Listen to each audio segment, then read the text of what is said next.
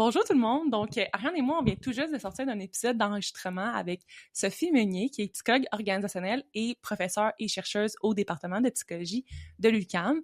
C'était vraiment une discussion qui était très, très touchante. Oui, vraiment. Puis, on espère que l'épisode va vous plaire. On a discuté, en fait, de beaucoup de choses en lien avec le deuil périnatal et le retour au travail. On a abordé, en fait, les différents symptômes, les différents... comment les gens peuvent le vivre, autant les papas, les mamans, les employés, les employeurs, quoi faire si on a un collègue ou un employé, en fait, qui peut vivre un deuil relié à la perte d'un bébé, en quoi ça consiste aussi, le deuil périnatal. Bref, on a couvert beaucoup de sujets par rapport à ça, donc j'espère vraiment que vous allez apprendre quelque chose comme nous, on a appris. Donc, bonne écoute!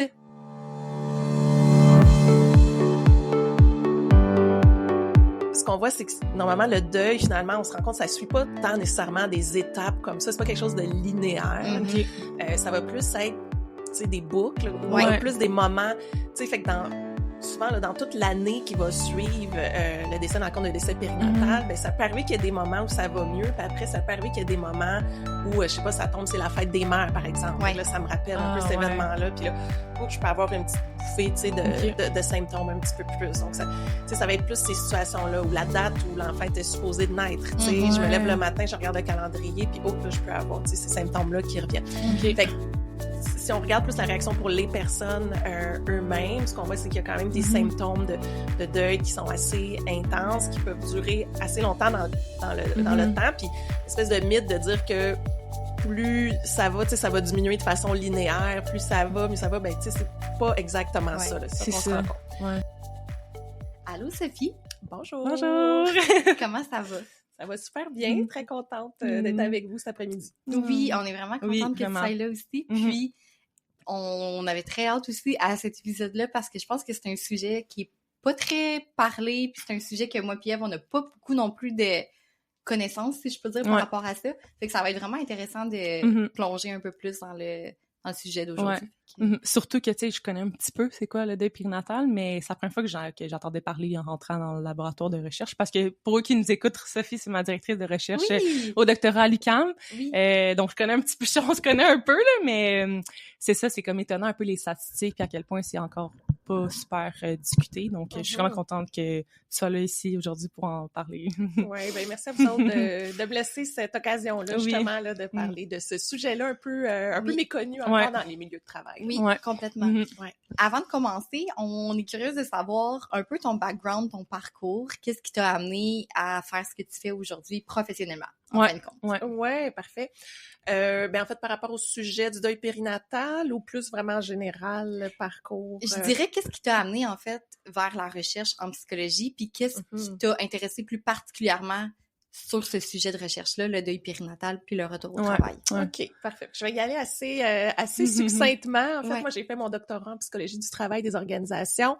J'ai travaillé après pendant à peu près 6 ans comme psychologue du travail des organisations jusqu'à temps que je m'ennuie de la recherche puis du monde universitaire, puis je retourne travailler comme professionnelle de recherche avec différents chercheurs et professeurs dans différents domaines de la psychologie et même d'autres disciplines. Là. Donc, j'ai varié un petit peu mes intérêts de recherche à ce moment-là. Et c'est pendant ces 3 années-là comme professionnelle de recherche où j'ai travaillé pour, entre autres, Francine de Montigny, qui est infirmière, professeure, chercheur à l'Université du Québec en Outaouais. Et puis, elle avait justement un projet qui s'appelait une fausse couche à l'urgence. Donc, qui portait sur les femmes, souvent qui vont vivre une fausse couche. Habituellement, elles vont se rendre parfois à l'urgence et c'est là qu'elles sont prises en charge. Puis, elle voulait comme un peu étudier, tu sais, comment cette prise en charge-là était faite à l'urgence. Puis, il y avait quand même certaines histoires où des fois, c'était banalisé, même dans ces milieux-là, puis il y avait comme pas beaucoup de soutien. Fait que c'était vraiment une étude qui portait là-dessus, puis qui suivait aussi la santé mentale de ces femmes-là. Donc, j'ai travaillé avec Francine sur ce projet-là. On a écrit un article où, effectivement, là, on voyait que ces femmes-là avaient quand même vivait quand même là des symptômes de deuil périnatal puis de détresse psychologique importants. Puis c'était très variable, la qualité des soins qu'ils recevaient. Donc, ça a été mon premier contact avec ce thème-là. Puis après, je suis devenue professeure, je suis retournée plus en psychologie du travail des organisations. Je continuais à collaborer avec Francine. Puis Francine, dans tous ses projets de recherche, elle me disait, Sophie, tout le monde que je rencontre me parle tout le temps du travail à un moment donné. Puis ils me disent, c'est vraiment pas évident de négocier tout le volet de travail en même temps que le deuil qu'on peut vivre suite à que ce soit une fausse couche ou tout autre type de décès périnatal. Donc, c'est un peu grâce à Francine que j'ai été mis en contact avec ce sujet-là. Fait que c'était pas spécialisé, en fait, ses études dans le domaine du travail. Non, Francine, non, pas du tout. Elle est en sciences infirmières, puis elle s'intéresse à tout ce qui entoure les familles, puis les problématiques que les familles peuvent vivre, dont elle a beaucoup travaillé sur le décès périnatal, entre autres, mais elle a pas un background, tu sais, au niveau soit gestion, parce que je travaille, etc., mais elle savait que moi, j'avais ce background-là, puis elle me disait, écoute, Sophie, ça revient tout le temps, il faut que tu fasses quelque chose là-dessus. Fait que moi, je suis allée voir dans ma littérature avec laquelle je suis plus habituée, en psycho du travail, en gestion, en ressources humaines. Puis je trouvais il y avait quelques trucs, mais il y avait vraiment pas grand-chose là sur le retour au travail suite à ce genre d'événement-là. C'est comme si c'était deux choses qui étaient comme, tu sais, étudiées vraiment séparément.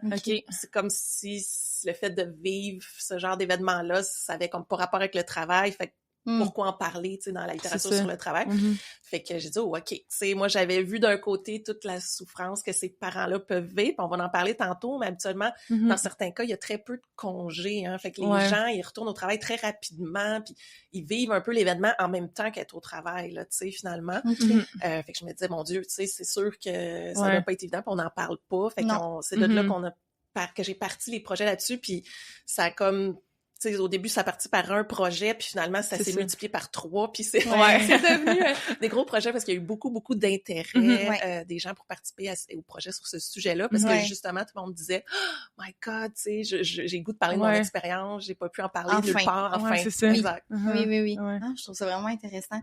Puis, ça se peut que tu me vas prendre des notes durant l'enregistrement, là, parce que des fois, il y a des thèmes que je trouve intéressants que les invités parlent, qu'on n'a peut-être pas, nous, abordés dans nos questions. Fait que moi, ça m'aide à rester connectée aussi, puis à revenir sur certains points que je trouve intéressants. Fait que c'est ça. Ouais. Mais là, avant de continuer dans le sujet, parce qu'on mentionne souvent le deuil périnatal, fait que je voulais juste être certaine qu'on définit bien c'est quoi en fait le deuil périnatal, parce que ce que je comprends, c'est pas juste des fausses couches, je pense. Exact.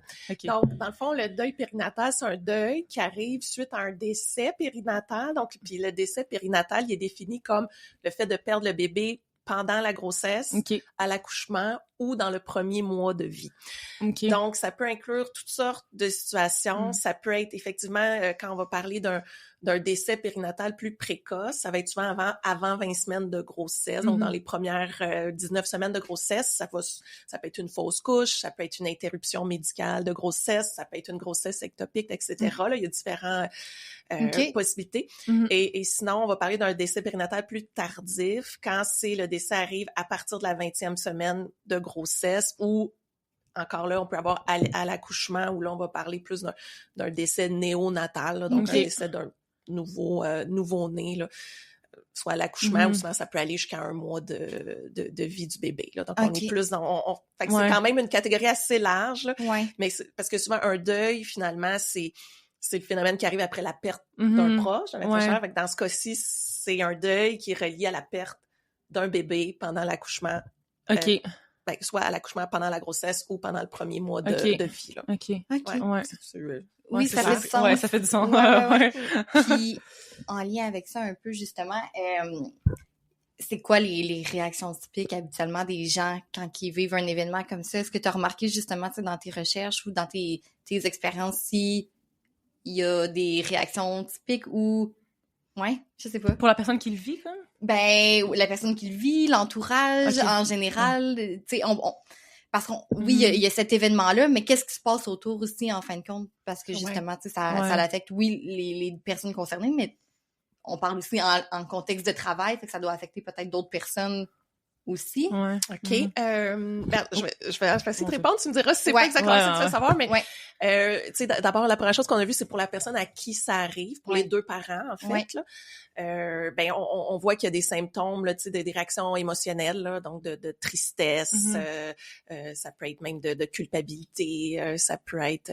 de la culpabilité? Ben oui, effectivement. Parfois, les gens peuvent se sentir coupables d'avoir perdu le bébé. Est-ce que si j'avais fait les choses différemment? Est-ce que donc ça peut être là aussi. C'est un peu comme dans... Tu sais, ça ressemble à n'importe quel deuil, là. Je sais pas si vous avez déjà perdu soit un être cher, ou des fois, ça peut même être une situation vous avez dû faire un deuil, ben tu sais ces réactions-là émotionnelles, ben elles sont présentes là dans ce cas du deuil périnatal comme dans tout autre type de deuil. Puis ce qu'on a vu, c'est que tu sais elles peuvent ça peut durer assez longtemps en fait là, tu sais c'est pas quelque chose que tu sais après 2 jours on oublie, c'est bon. Mais ça suit pas nécessairement non plus. Je sais pas si vous connaissez un peu le modèle de Kubler-Ross, là, qui est comme les phases du deuil qu'on voit, qui a été très popularisé. Là, c'est le choc, le déni, la colère. Bon, ce qu'on voit, c'est que normalement le deuil, finalement, on se rend compte, ça suit pas tant nécessairement des étapes comme ça. C'est pas quelque chose de linéaire. Ça va plus être, des boucles ou plus des moments. Fait que souvent, là, dans toute l'année qui va suivre le décès dans le compte de décès périnatal, ben ça peut arriver qu'il y ait des moments où ça va mieux, puis après, ça peut arriver qu'il y ait des moments où, je sais pas, ça tombe, c'est la fête des mères, par exemple. Donc là, ça me rappelle un peu cet événement-là, puis là, je peux avoir une petite bouffée, tu sais, de symptômes un petit peu plus. Donc, ça, ça va être plus ces situations-là où la date où l'enfant était supposé de naître, tu sais, je me lève le matin, je regarde le calendrier, puis là, je peux avoir, tu sais, ces symptômes-là qui reviennent.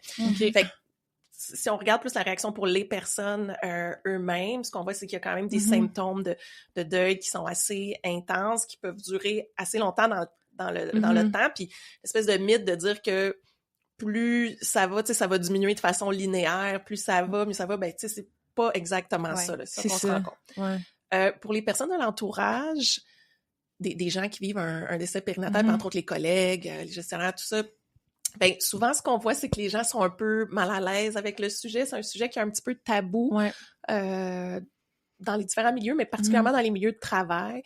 Donc souvent les gens vont nous dire, ben tu sais, vont soit avoir des propos des fois un peu peut-être maladroits, tu sais, en essayant de réconforter leurs collègues. Puis, tu sais, toutes les phrases qui commencent par ben au moins... 10 de retrouver, ça me fait pas ça. Oui, c'est ça, un père 10 de retrouver. Non, c'est comme qu'on dit quand quelqu'un qui a une rupture amoureuse. Ben, c'est ça, tu sais, il y a des petites phrases un petit peu comme ça qui, souvent, l'intention est bonne, là, est de réconforter la personne, mais c'est un petit peu l'effet contraire parce que ce que ça vient faire, c'est que ça vient minimiser la peine de la personne. Comme tu pourrais dire, ben c'est pas si grave, tu sais, pourquoi tu as de la peine finalement, tu sais. C'est ça. Fait que c'est ça. Fait que des fois, on a soit des gens qui ils vont y aller peut-être avec des remarques qui peuvent être un petit peu plus maladroites, qui peuvent être blessantes, tout ça. Ou il y en a d'autres, ben, qui se sentent pas à l'aise d'aborder le sujet, qui trouvent ça trop délicat, donc qui vont comme un peu ignorer. Tu sais, qui vont aimer mieux pas en parler, mais ça aussi, ça a comme effet que la personne, elle sent que son deuil, il est pas légitime, il est pas considéré, il est comme un peu invisible parce que personne n'en parle, puis tout le monde fait comme si de rien n'était.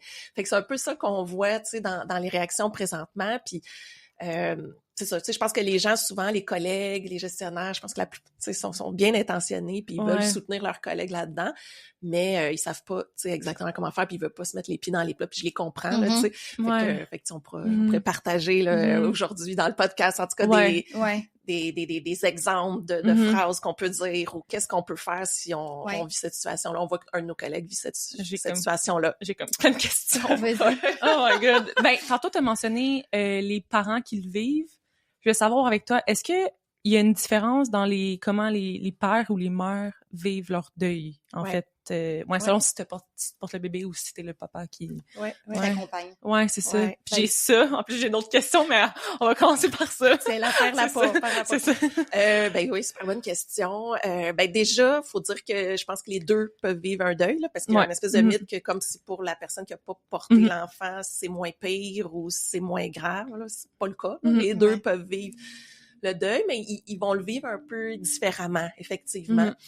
Tu sais, souvent, on a fait quand même quelques études là, auprès des papas, justement, là, pour aller creuser un petit peu. Plus, Puis ce qui passe, tu sais, les pères, ou ça peut être ou la partenaire, là, mais la personne qui a pas porté l'enfant, souvent, au début, ils vont être confinés un peu dans un rôle de soutien. Tu sais, il faut que tu sois fort, là, faut que tu soutiennes la mère, là. C'est pas drôle qu'est-ce qu'elle vient de vivre, tu sais. Elle va avoir besoin de toi, là. Fait que là, faut que tu soutiennes. Puis là, ça met une bonne pression. Oui, mais c'est ça, tu sais, le père ou le partenaire va un petit peu plus souvent se dire, OK, tu sais, faut que je soutienne ma conjointe, puis il faut que je sois fort, puis ça, donc, tu sais, il va plus prendre peut-être ce rôle-là au début, ce qui fait en sorte que des fois, son deuil va venir un peu, tu sais, quand la partenaire va aller mieux, tout ça, ben là, c'est là que lui, des fois, va me recevoir un peu le deuil qui va arriver, tu sais, c'est symptôme un petit peu plus.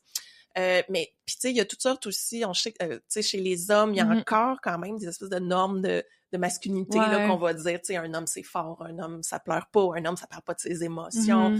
Donc des fois ce volet-là va être peut-être plus tu sais, pour eux ça va être, tu sais, les mécanismes de coping qu'on dit, ou les mécanismes d'adaptation. Ils vont moins aller vers le fait d'aller chercher du soutien émotionnel ou parler de leurs émotions avec, tu sais, des fois, il peut y avoir des groupes de soutien ou avec des proches. Puis là, je dis en général, là, ça veut pas dire que tous les hommes, là, mais je veux dire, c'est ce qu'on voit de façon plus générale. Mais souvent, ils vont plus aller dans des stratégies un peu d'évitement ou de, tu sais, se lancer dans d'autres choses pour se changer les idées. Ça fait lien avec le travail aussi. Là. Des fois, il y en a pour qui ça va être important de retourner au travail quand même assez rapidement parce que ça leur permet de leur changer les idées puis ça leur donne une pause un peu de ce deuil-là. Là. Donc, il y en a qui vont se lancer un petit peu là-dedans pour passer au travail.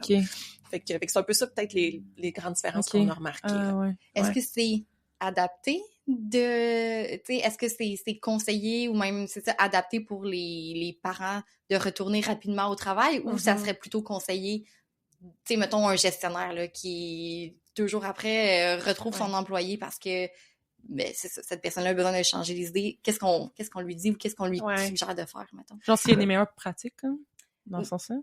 Est-ce qu'on encourage ça, tu sais, de respecter la personne, respecter son choix, puis de dire si t'as envie de venir travailler, ben c'est vraiment correct, ou plutôt de mettre une petite limite parce que l'autre personne est peut-être en deuil, puis justement, tu sais, c'est de l'évitement. Fait que tu viens recadrer toi-même ton employé. Je comprends. C'est quoi la marge, en fait? Ben, c'est une super bonne question.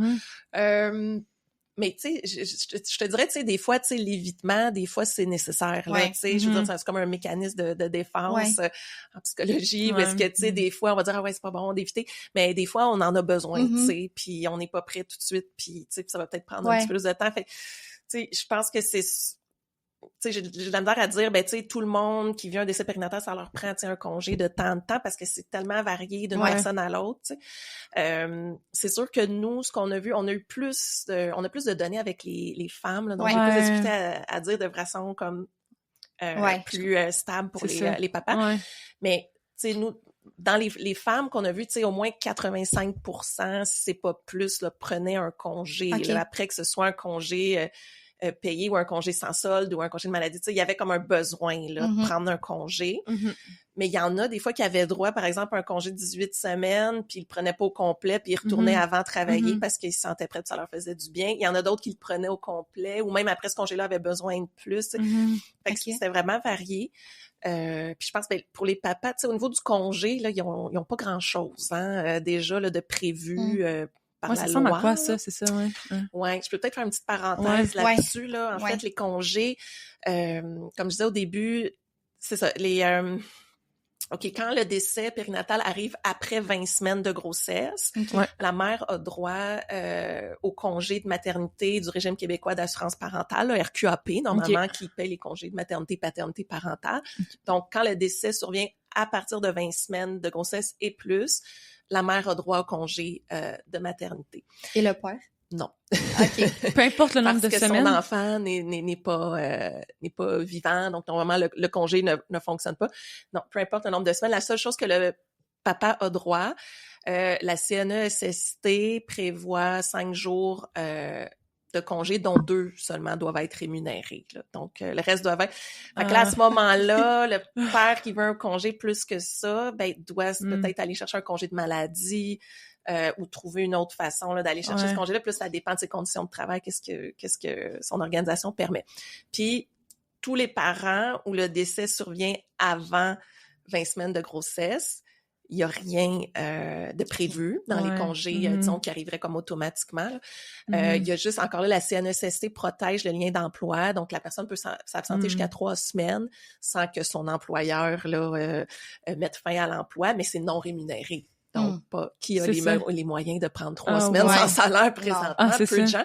Donc, encore là, toutes les personnes qui vivent le décès périnatal avant 20 semaines vont se rabattre sur des congés sans solde, des congés de maladie et toutes les démarches que cela implique d'aller chercher un congé de maladie chez le médecin et de remplir les formulaires d'assurance collective avec l'employeur. C'est une charge mentale, là. Déjà que le deuil, c'est une charge mentale. C'est un stress, ouais. Surtout, c'est pas une maladie. Genre, c'est comme exact. genre un congé de maladie. Genre, ton médecin, il signe maladie, mais c'est pas une maladie. Ben, des fois, même, c'est ça, on avait des témoignages où il y en a qui nous disaient, ils savent pas quoi cocher, là, tu sais, sur le formulaire, parce qu'effectivement, c'est pas une maladie, c'est un deuil, puis même les parents sont un peu, tu sais, des fois, je suis pas malade, je suis en deuil, tu sais, mais ils ont pas le choix de rentrer dans cette catégorie-là, même celles qui ont droit au congé de maternité, des fois, tu sais, sont comme, je suis pas en congé de maternité, les formulaires à remplir où ça me demande de parler de la maternité du bébé, de tout ça, tu sais, c'est comme un peu maladroit, il y a pas de congé de deuil périnatal, là, ça n'existe pas là, présentement. Là. Pourquoi?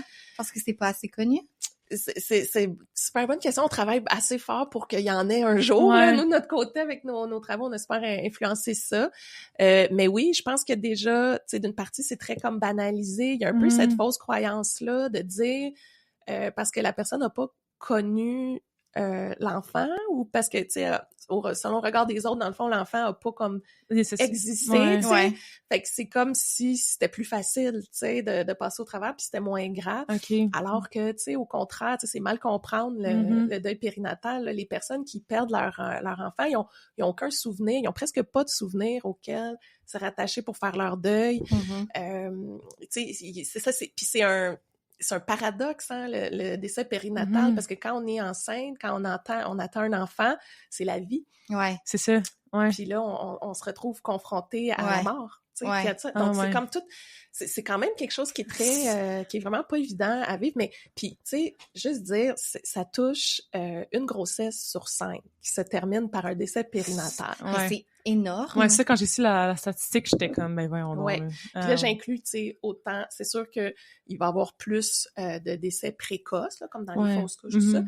Mais quand même 1 sur 5. Puis, tu sais, nous, ce qu'on voit dans nos résultats de recherche, c'est que des personnes qui vivent une fausse couche peuvent vivre tout autant de souffrance puis de détresse psychologique que les personnes qui vivent un décès tardif. Donc, on se dit, sur la base des chiffres que nous, on a, on se dit, pourquoi on a mis une ligne à 20 semaines, puis on a dit, eux, ils ont 18 semaines, puis seulement la personne qui a porté l'enfant, puis eux, ça va être 0. Tu sais, c'est comme un peu, ça fait un petit peu pas de sens pour nous. Puis, tu sais, en voyant, on a suivi, mettons, pendant 1 an, là, tu sais, des parents qui retournaient au travail après un décès périnatal, puis on voit des symptômes de deuil qui restent élevés, là, tu sais, dans la première année. Donc, nécessairement, ces parents-là, ils reviennent travailler avec leur deuil, avec eux. Fait que, qu'est-ce qui se passe au travail après ça, tu sais? Puis là, on est allé mesurer tout ce qui est le présentéisme, puis les symptômes de présentéisme. Donc, de voir quand je vais au travail, alors que j'aurais peut-être dû m'absenter, qu'est-ce qui se passe, tu sais? Puis là, ça peut ressembler aussi aux difficultés de santé mentale au travail qu'on voit dans d'autres types de problématiques, là, mais tu sais, des problèmes de concentration, un manque d'énergie, un manque de motivation, tu sais, un peu plus d'irritabilité, d'anxiété, etc. Donc, tout ça se répercute au travail, finalement. Fait qu'il faut un peu monter le dossier là-dessus, si on veut dire, pour démontrer aux employeurs que ça arrive beaucoup plus que vous pensez. C'est juste que c'est caché. Puis ça a des impacts. C'est ça. Ça a des impacts sur votre organisation, sur le fonctionnement de votre organisation. Fait que ça l'incite à peut-être soutenir un peu mieux ces parents-là. Moi, je connais des gens qui ont eu genre plus qu'une fausse couche. Genre, c'est énorme. Là. Je suis comme... Mon Dieu. Est-ce que tu penses que les mesures qui en ce moment, visiblement, c'est pas assez, ça, je comprends. Là. Est-ce que tu as des recommandations, sont tes études que tu as faites sur le nombre? À partir de combien? Est-ce que pour toi, dans le fond, il y aurait un nombre de semaines? Oui, tu sais, comme je disais, c'est sûr qu'on veut que ça soit comme dans un monde idéal. Là, mettons. On fait notre demande au Père Noël. On a fait un rapport à l'automne qu'on a envoyé parce qu'on est en contact avec une députée à l'Assemblée nationale qui veut essayer de pousser là, pour aller chercher plus de congés pour les parents qui sont pas considérés présentement, là, qui rentrent pas dans le RQAP, justement. Puis on avait fait différentes recommandations, puis quand même une certaine gradation, parce que c'est sûr qu'on remarque, même si c'est pas des différences qui sont statistiquement significatives puis qui sont grandes, c'est sûr que les fausses couches, disons, avant 12 semaines, on voit des fois des symptômes tout dépendamment des situations, mais des fois un peu moins élevé de deuil périnatal. Okay. Donc, on essaie quand... C'est sûr que si on arrive puis on demande un 18 semaines de congé à toute personne qui vit toute forme de décès périnatal, je suis pas certaine que ça serait réaliste. Ouais, c'est c'est comme une grossesse sur 5. Là, c'est donc, ça. Ouais. Fait qu'on essaie quand même de faire une certaine gradation, mais tu sais, dans des entrevues qu'on a fait, il y a des mères qui nous disaient là, juste le fait qu'ils reconnaissent, là, ils donneraient 2 jours, là, je serais quasiment juste contente de ça parce que ça voudrait dire qu'ils reconnaissent qu'il y a quelque chose. Là, c'est comme on reconnaît qu'on dit, c'est comme s'il y avait rien. C'est ça. Fait que, tu sais, je pense qu'on parlait, là, je pense avant 12 semaines d'un 3 semaines de congé possible pour la mère, tu sais, sans qu'elle ait besoin de rien faire un peu automatiquement. Puis peut-être 1 semaine pour le père, l'autre partenaire. Après ça, je me souviens plus exactement des chiffres, mais tu sais, on avait fait entre 12 semaines et 20 semaines, là, il y avait comme un peu plus là, de semaines autant pour la mère que pour le père. Puis à partir de 20 semaines, ben on garde ça comme c'est là pour la mère. Le 18 semaines du RQAP, je pense qu'il est bien. Mais il y a peut-être donné congé de paternité de 5 semaines du père, donc que le père a normalement quand l'enfant naît. Donc ça devrait rester là aussi. Là. Fait que oui, tu sais, on a des recommandations en ce sens-là. Là. Après ça, il faut voir. Ça, c'est un travail de longue haleine, essayer de faire changer les choses. Mais tu sais, on en entend, je trouve, de plus en plus parler. Je sais pas si c'est peut-être parce que je travaille là-dessus, donc je suis plus à l'affût, là, mais c'est ça. Je pense que ça, il y a de l'espoir. Ben, tantôt, tu parlais quand tu t'es présenté de la qualité des soins. Fait que moi, j'ai pris ça en note, puis j'étais curieuse de savoir justement ça ressemble à quoi la qualité des soins par rapport à ce sujet-là, à l'hôpital ou justement comment les femmes sont accompagnées par rapport à ça, ou comment ils peuvent le vivre, même les papas à l'hôpital et tout. Ouais, c'est une bonne question. Je suis peut-être pas tant en profondeur là-dessus parce que c'est comme un projet que j'ai travaillé il y a longtemps, c'était moins directement dans mon domaine, mais ce que je peux te dire, c'est que tu sais, c'est un peu la même chose qu'on retrouve en milieu de travail, là, c'est le fait que ça soit banalisé. Donc, une femme qui arrive à l'urgence, qui est enceinte, mais qui a des saignements ou qui a peur de faire une fausse couche, puis qui se fait dire, ben tu sais, va mettre une serviette sanitaire aux toilettes, puis si c'est pas plein dans 1 heure, ben retourne chez vous, puis ça finit. Tu sais, ou une mère qui vit une fausse couche, ou une interruption de grossesse, mais qui est au module des naissances dans l'hôpital, tu sais, donc qui est à côté d'elle des femmes qui accouchent, puis on leur... Tu sais, fait que c'est un peu des histoires comme ça qui ont amené, je pense, Francine là, à faire les projets de recherche qu'elle a fait. Puis, tu sais, je pense qu'il y a eu ça date déjà ça date d'au moins 10 ans, là, dans le temps où j'ai travaillé pour elle, c'est avant d'être professeure. Fait que elle a tellement travaillé fort, Francine de Montigny, sur ce sujet-là, que je pense qu'il y a comme eu beaucoup d'amélioration dans le système de santé déjà par rapport à ça. Elle a donné beaucoup de formation, beaucoup de sensibilisation auprès, entre autres, des infirmières là, puis des médecins qui prennent un petit peu plus au sérieux ces parents-là. Là, Parce que nous, dans nos données, ce que ça donnait, c'est que les mères qui avaient reçu, tu sais, qui avaient jugé avoir reçu une meilleure qualité de soins quand ils s'étaient présentés à l'hôpital pour leur fausse couche, ben leurs symptômes de deuil duraient moins longtemps. OK. Oh mon Dieu, OK. Fait que c'était quand même un bon... Il y avait quand même un effet qu'on avait remarqué, là. C'est ça. Fait que, ben si, mettons, on peut-tu faire un parallèle avec l'employeur? Tu sais, si, exemple, l'employeur reconnaît le deuil puis lui permet... lui permet à son employé de prendre un congé, est-ce que ça aussi, ça peut faire diminuer le deuil de l'employé? Oui, ben en fait, on est encore en train de faire des recherches là-dessus un peu, mais exemple, nous, on a trouvé des liens entre le soutien social des collègues, le soutien social du supérieur immédiat, c'est lié, dans le fond, négativement aux symptômes de deuil, tu sais, puis c'est lié positivement au fonctionnement, au travail de la personne. Donc, tu sais, les problèmes que je parlais tantôt, concentration, énergie, ben, les gens qui ont du soutien social de leurs collègues, de leur supérieur immédiat, quand ils reviennent au travail après le décès périnatal, ben ils ont moins ces problèmes-là là, de présentéisme au travail quand ils reviennent. Là. Fait que, tu sais, on commence à aller chercher un petit peu de données. Je dirais le problème qu'on avait au départ, c'est qu'on a beaucoup d'études comme qualitatives sur le retour au travail pour un décès périnatal. Ben beaucoup, encore là, ben, pas beaucoup, mais on en a.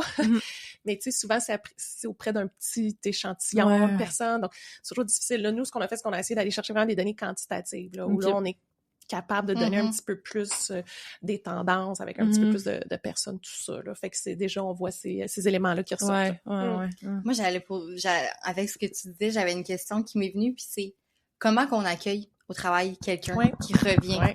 Est-ce que on le mentionne? Est-ce qu'on lui apporte des fleurs? Est-ce qu'on n'en parle pas? Qu'est-ce qu'on fait? Ouais, super. Mais tantôt, on a dit qu'on donnerait des trucs. Ouais. Fait que là, il faut qu'on tienne notre parole. Ouais.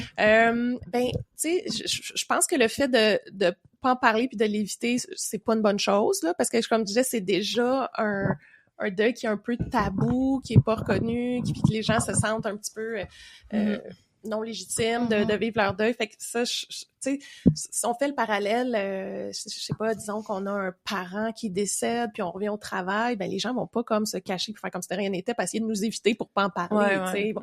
Fait que, tu sais, des fois, ça peut être juste comme, si on le sait, parce que des fois, les parents vont pas le dire, puis on le saura pas nécessairement, mais si on le sait, ben ça peut être juste d'envoyer un petit courriel à la personne, puis, tu sais, reconnaître le deuil, puis reconnaître, juste de dire, ben je suis désolée, tu sais, d'apprendre cette nouvelle-là, désolée d'apprendre ce que tu as vécu, ça doit pas être facile.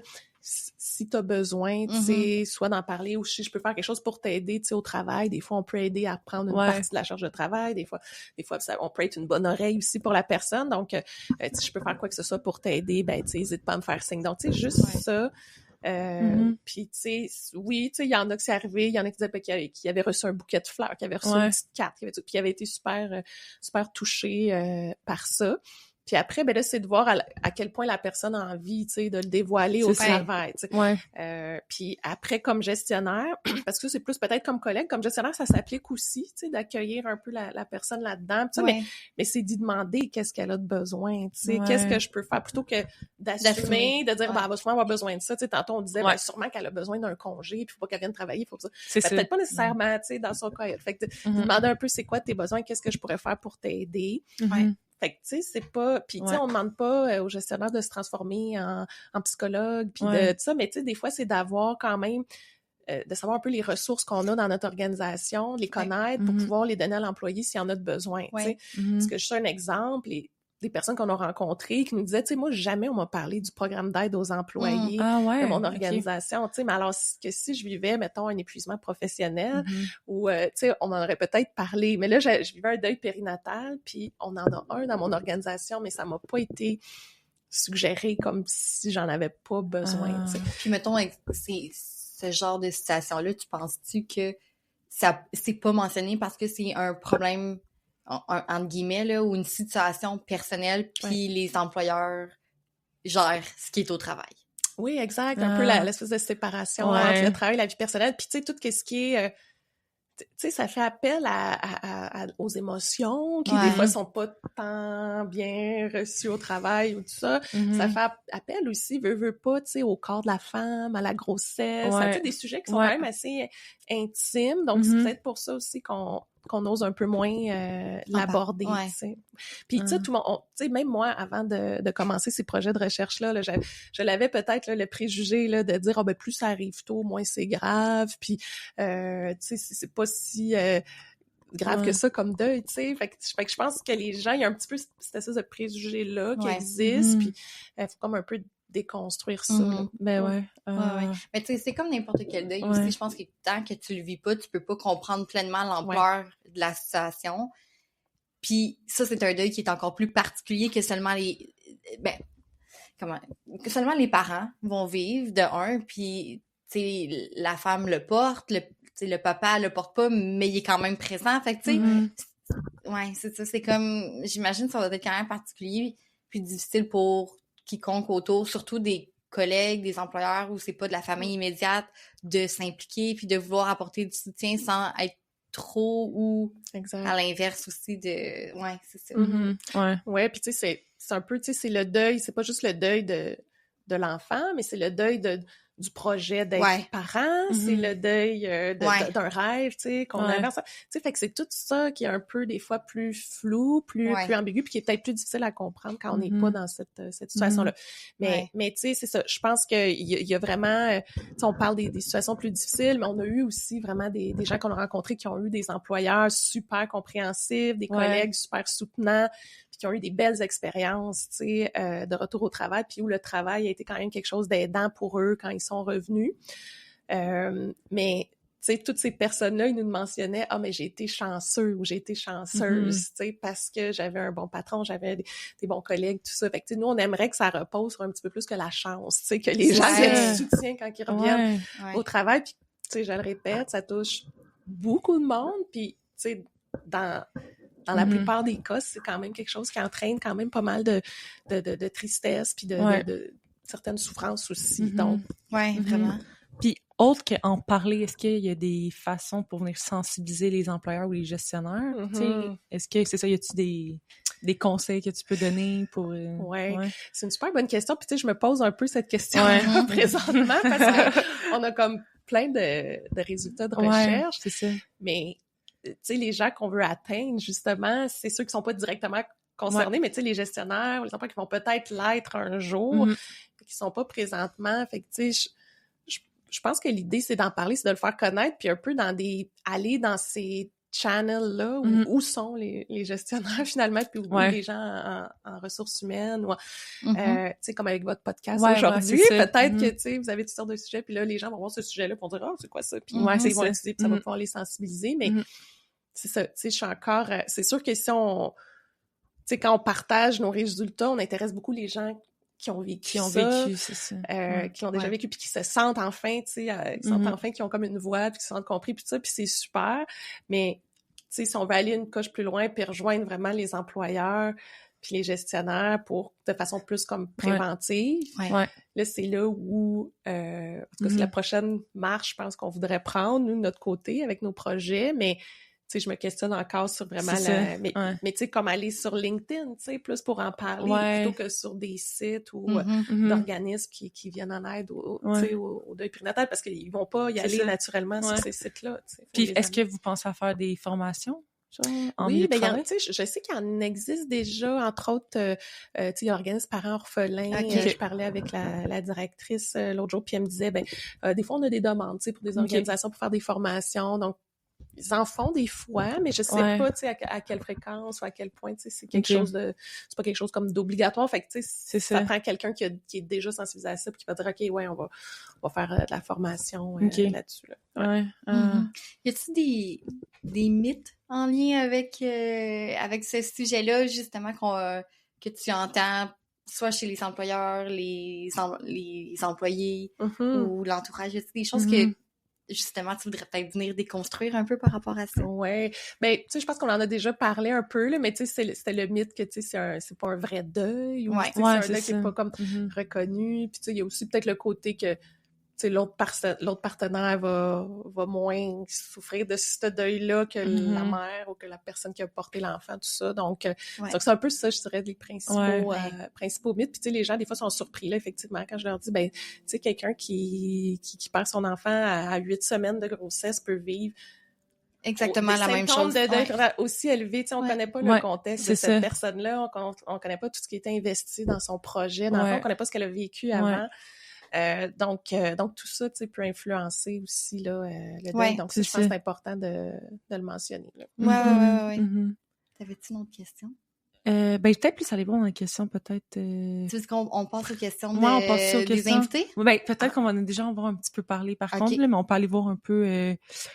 Sinon, toi, Sophie, est-ce qu'il y avait des choses que tu avais pris en note que tu t'étais dit que tu voulais mentionner? Parce que c'est ça, il y a peut-être des choses qu'on n'a pas posées comme question, mais qu'on sait même pas. C'est ça, exactement, c'est ça. Parce que comme c'est tellement tabou comme sujet, moi, le deuil périnatal, c'est ça, j'ai appris ça cette année, là, c'était quoi le terme, en fait. C'est ça, Jusqu'à date, je pense que ça... Tu sais, on n'a peut-être pas parlé dans l'ordre que j'avais vu ici, mais je pense qu'on a quand même bien... sinon, les questions qu'on a reçues... comment trouver les bons mots pour offrir notre soutien durant cette épreuve-là à la personne qui vit le deuil périnatal? Comment bien accueillir l'employé avec des bons mots, je pense. Puis comment aborder le sujet. C'est ça, je pense que ça, on en a... C'est un peu comme on l'a dit, tu sais. Puis des fois, les gens, quand ils veulent réconforter quelqu'un, c'est comme s'ils veulent trouver la solution pour la personne ou arrêter le deuil de la personne. Ça marchera pas. Là, on va pas arriver à faire ça. Mais...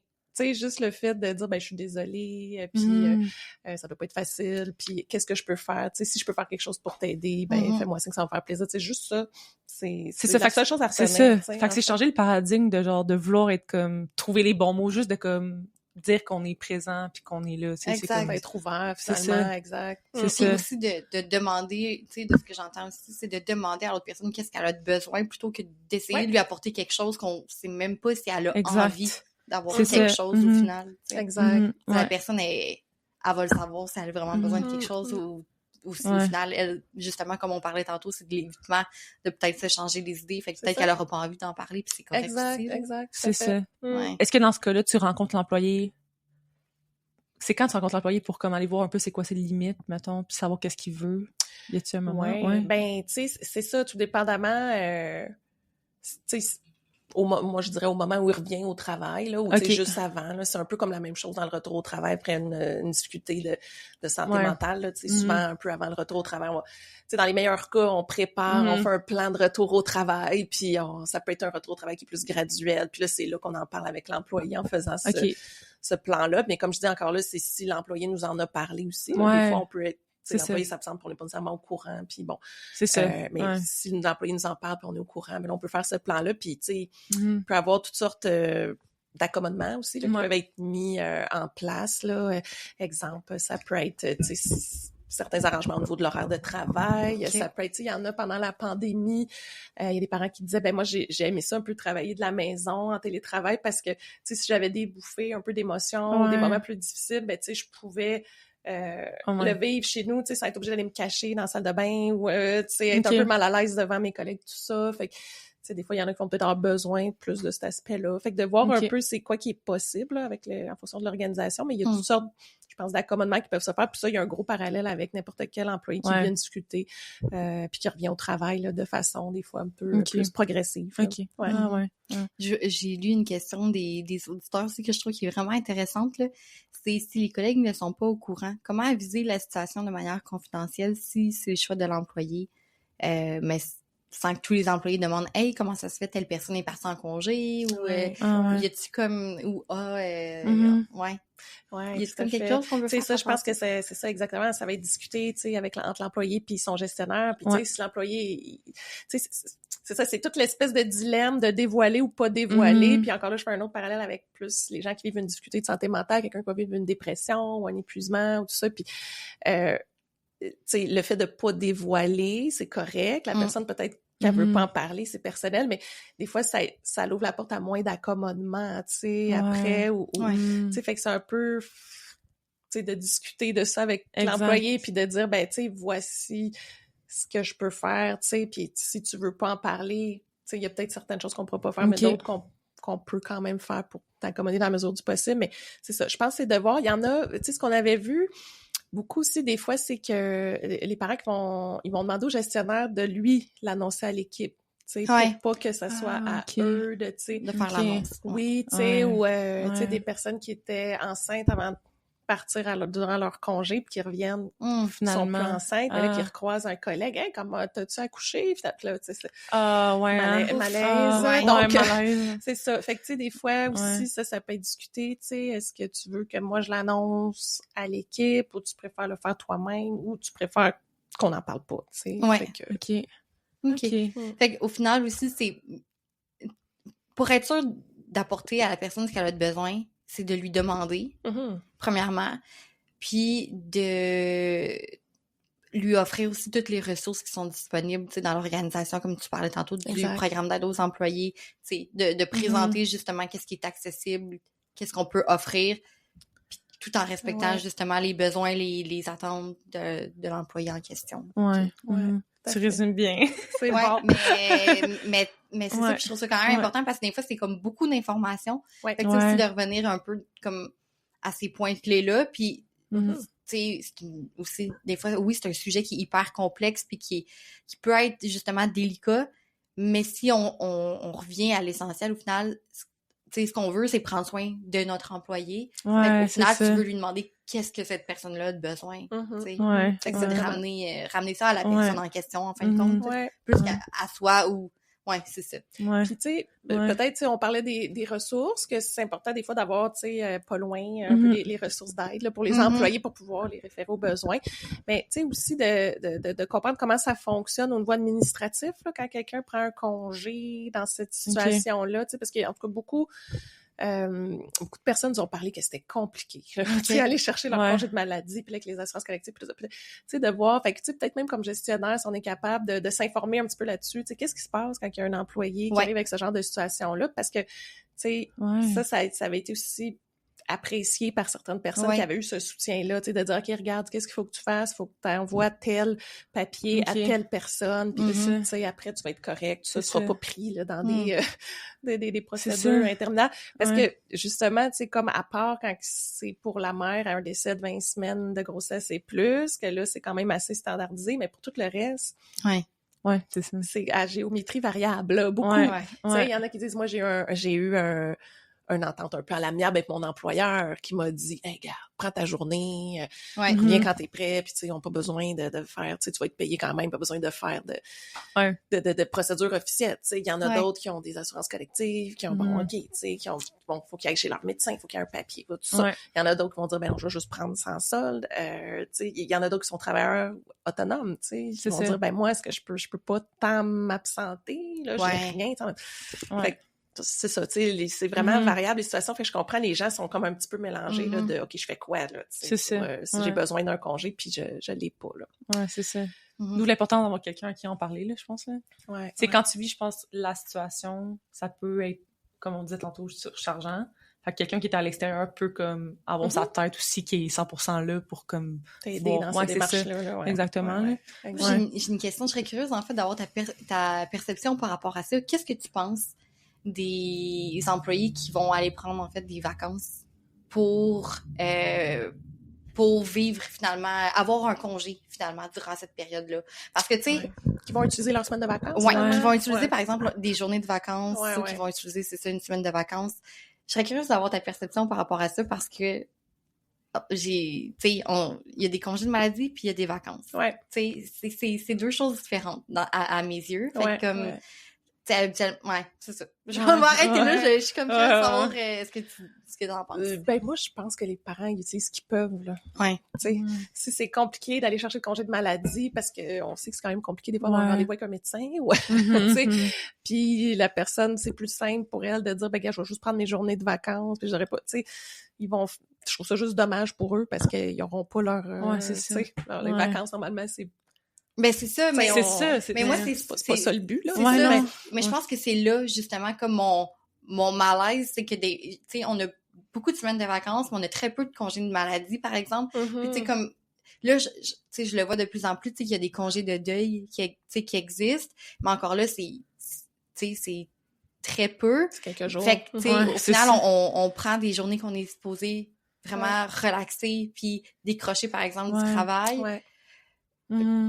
On les prend finalement parce qu'on est malade ou parce que justement on est en deuil, parce que je dois prendre soin d'un proche ou tu sais, fait en tout cas je trouve que en tout cas ça c'est je sais pas comment expliquer ma pensée par rapport à ça, mais je vis un petit malaise mettons. Ça fait, je suis d'accord avec toi, mais tu sais en même temps je me mets à la place de ces parents-là, je ferais peut-être la même chose, tu sais, parce que un moment donné on survit, là, tu sais, avec qu'est-ce qu'on peut. Ah, c'est ça, tu choisis l'énergie où t'amènes. Exact. Mais ça veut pas dire que c'est un bon système puis que ça fonctionne. Ben, c'est ça, je pense que moi, ma vision, c'est niveau organisationnel.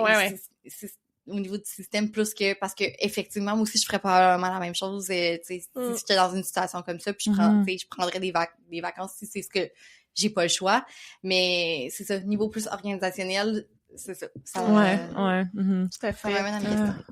Puis tu sais, peut-être en tout cas, j'ai comme eu un flash, un volet je pense qu'on n'a pas parlé, mais c'était comme un peu des fois la flexibilité, tu sais, congé-là qui est peut-être moins présente, là, je pense, parce que comme j'expliquais, tu sais, tantôt au début, le deuil, ça va s'échelonner sur une longue période, puis ça peut venir par boucle, tu sais, ça peut venir un peu par bouffée, tu sais. Puis des fois, tu sais, je vais m'absenter, mettons, je sais pas, la semaine ou le mois après le décès, tout ça, puis je retourne travailler, ça va, mais tu sais, là, comme ça arrive un événement spécifique ou la date de naissance prévue de l'enfant, ou là, tu sais, j'ai cette semaine-là, là, j'aurais eu besoin peut-être de prendre quelques jours, tu sais, mais je peux pas parce que, tu sais, le congé est fait en sorte qu'il doit être pris à telle période, ou il doit être pris, tu sais, de façon consécutive, ou il doit être pris, tu sais, fait ça aussi, il y a quelque chose, tu sais, qui est un manque de flexibilité, comme tu disais, là, c'est vraiment ça, là. On le voit, on l'a vu un peu dans les données, là, mais je trouve ça tellement important d'en parler, là, c'est vraiment un sujet personnellement, je connaissais pas assez, puis tu sais, on est des femmes. Ouais. Fait que je trouve ça Mm-hmm. vraiment intéressant puis pertinent. Ouais. Ouais. Ben, est-ce que tu avais une dernière chose à mentionner avant qu'on passe aux questions au public? Quelque chose que tu veux rappeler aux gens, je sais pas moi, des mots que tu veux les laisser, qui se souviennent, mettons, quand on mentionne deuil périnatal, retour au travail. Est-ce qu'il y a quelque chose que tu veux comme... Ben, tu sais, je pense que c'est... Tu sais, les deux mots, c'est comme considération puis flexibilité, là. OK. C'est toujours ça qui revient dans... Puis je pense que ça fit pas mal pour toutes les situations. Ouais. Considération, donc, tu sais, reconnaître le deuil, le reconnaître comme une expérience légitime pour la personne. Ça peut faire toute la différence, là. Ouais.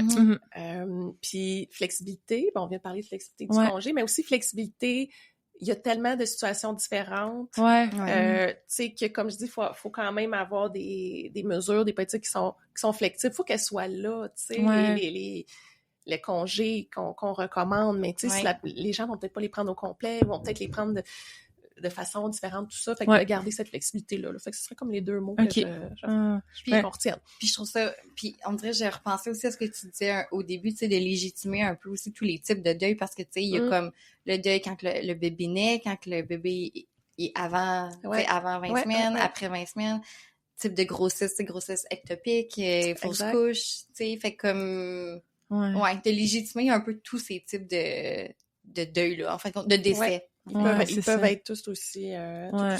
C'est ça, c'est ça. Ah, ben, ça finit bien notre épisode. Oui. On va être rendu aux questions des jeux meilleurs. Oui. Donc là, les jeux meilleurs, je pense que, on t'en avait parlé un petit peu. C'est une entreprise qui est québécoise. C'est vraiment des jeux de cartes de conversation, team building, pour apprendre. Nous, notre but, c'est ça, c'est apprendre à connaître l'humain en arrière du professionnel. Fait que on finit toujours nos épisodes avec une petite question. Fait qu'on sort de ton rôle professionnel. Oui. J'en ai comme sélectionné 5, fait que tu peux... OK, je pige. Ouais, pige-en une. Tu peux y répondre. Tu peux y répondre. Oui. OK. Quel est ton moment préféré de la journée? Ouais. C'est bon. Ben, c'est une bonne question. Ouais, je pense que j'aime bien. Tu sais, souvent, moi, je travaille, j'ai 2 enfants, fait que tout le quotidien et le travail prennent beaucoup de place.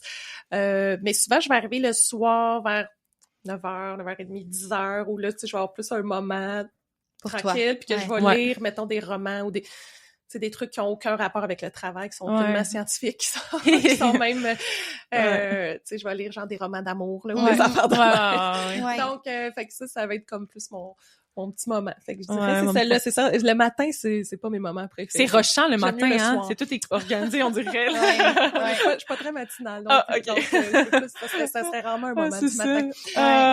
Mais le soir, ça permet de décrocher aussi, tu sais, parce que moi aussi, j'avais comme commencé à vouloir, en fait, j'ai plein de livres que je veux lire. Puis je me suis rendu compte que lire un livre d'apprentissage, même si c'est un livre, le soir, je peux pas. Exact. Tu sais, des fois, c'est des sujets qui me passionnent pareil. Vraiment. J'ai le livre de Sonia Lupien sur le stress. C'est ça. De chemin, mais tu sais, c'est comme pas ça que je vais lire à 9h30 le soir, là. Je vais lire quelque chose vraiment qui va comme, ça m'amener ailleurs. Vraiment sortir de mon quotidien. Tu le sens, puis j'ai un autre, on a le temps un petit peu. OK. Ah, j'aime ça, ce jeu-là. C'est le fun, hein? OK, oh my God, tu devais participer aux Olympiques. C'est ça la question, je le pige! Dans quel sport aurais-tu le plus de chances de gagner? Oh my God! Elle est contente. Je suis contente. Mais là, moi, je suis pas vraiment une grande sportive. Je suis quand même... Je suis quelqu'un d'actif dans la vie, mais je suis pas très sportive. Écoute, là, je vais dire, tu sais, le sport que je fais présentement, c'est la course, là. Je vais dire un sport de course. Mais tu sais, là, j'ai mal à la hanche, fait que je cours pas bien. Fait que, mais bon, tu sais, je peux pas vraiment dire autre chose sans être trop imposteur, là. Fait que j'irais dans un... OK, non, je pourrais dire... Attends, je pourrais dire le ski. C'est vrai, t'en fais avec tes enfants? Ouais, je fais du ski depuis que j'ai 3 ans, là. Fait que, ben là, la médaille d'or, là. C'est quand les prochains. C'est bon. Mais merci beaucoup. Ça fait plaisir. C'était vraiment intéressant. On est vraiment contente. Merci. Merci à vous autres. Je suis super contente de pouvoir parler de ce sujet-là. Puis j'espère que ça va rejoindre les gens de votre communauté. Merci. Merci de nous avoir écoutés aujourd'hui. Si vous avez aimé l'épisode, n'hésitez pas à nous donner un 5 étoiles sur votre plateforme d'écoute et à nous repartager. Aussi, N'hésitez pas à nous suivre sur Instagram, LinkedIn et TikTok pour d'autres contenus en santé organisationnelle.